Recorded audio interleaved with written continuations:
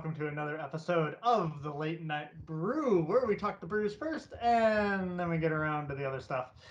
I'm Robert Bactanica, also known as Buck, as always, your host, and with me again for this series, third episode, is Lee Foster. Welcome back, buddy. Good day, Buck. What does your shirt say there? Mother what? Mother Road. Mother Road. Check that out.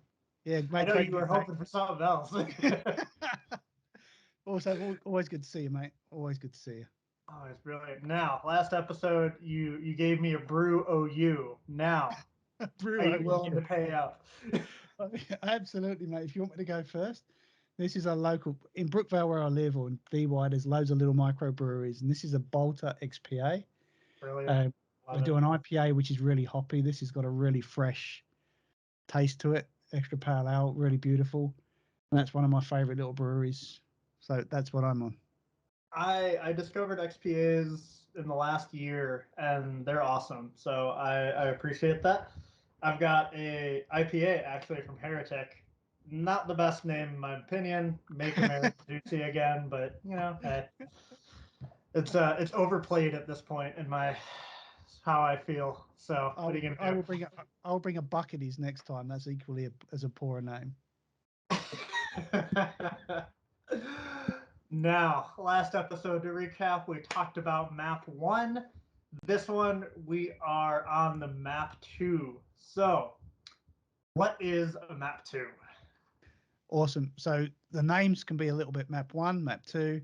Map two is all about providing a roadmap of how you get from A to B. Whatever A or B is, it's a transformation roadmap. The main differentiator is it's not all about the art of the possible. An organization knows what they're doing.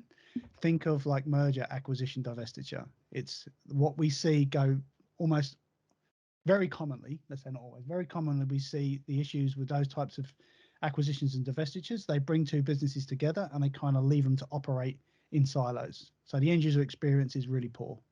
I've got to try and collaborate with Barkeys in a different business and do all these things, and it's really difficult to just get work done, right? The second version of that is people try to make that experience a little bit better, and the end user experience is still terrible, right? They try and make some collaboration improvements, but it's still not great. Very, very rarely, though, do they step back and say, actually, let's look at this, go slow to go fast. Let's look at actually how we do bring these two businesses together or separate them if that's the intent. So the whole map two premise is we will help you step back, focus in on what needs to be done, and really hone in on the end user. What does an end user experience need to look like? How does Buck in this instance need to work before this acquisition or divestiture, during and after? And how do we make that experience seamless so continuously get work done? So that's the intent, is to take away all the science and all of the guesswork around making organizations collaborate together and delivering a plan for how you execute. Brilliant. Now, that sounds complicated because we all know tenant to tenant mergers, acquisitions, divestitures, those are messy. How long is a map two going to take approximately? Million dollar question, and a difficult one to answer. It again, it depends on two levels of complexity, right? It does depend on, and I hate answering a question with it depends, but I do largely all the time. the duration is determined by the level of technical complexity involved, but more importantly, the level of organizational complexity, red tape, and everything else. Do these organizations actually really want to work together? You know, if it's a hostile takeover, there's often like, I don't really care about these people. And say, well, you have to work with these people. So that's organizational complexity we have to navigate, and that can really stretch out an engagement. But either way, these engagements aren't months, they're weeks. All right. So it's still not months of work to get to a transformation plan. It is still measured in weeks, but it can be anywhere from sort of 8 to 10 weeks to, then I am talking months into 2 to 3 months. Right. But I'm not talking like, something one of the big four consulting Six. businesses do 6, 12, 18 months to Yeah. arrive at that. All right. So that's typically what we see.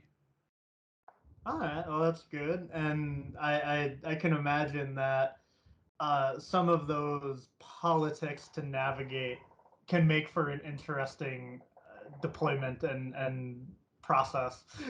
Yeah, absolutely. Absolutely right. And often there are persona types within an organization that have certain ways of doing work that they don't fully understand or want to invest the time to understand.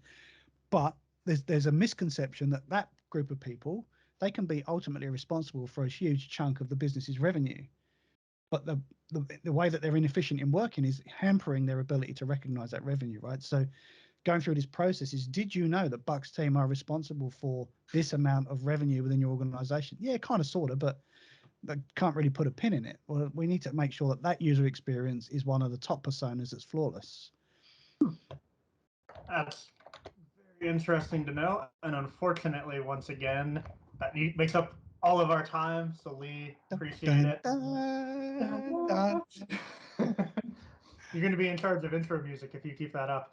Uh, next episode, we are going to wrap up this advisory services on everything and come to the much interesting conclusion. So thank you, Lee, once again. I hope everyone enjoyed, and stay tuned for the next episode. Until then, cheers. Thank you, my brother.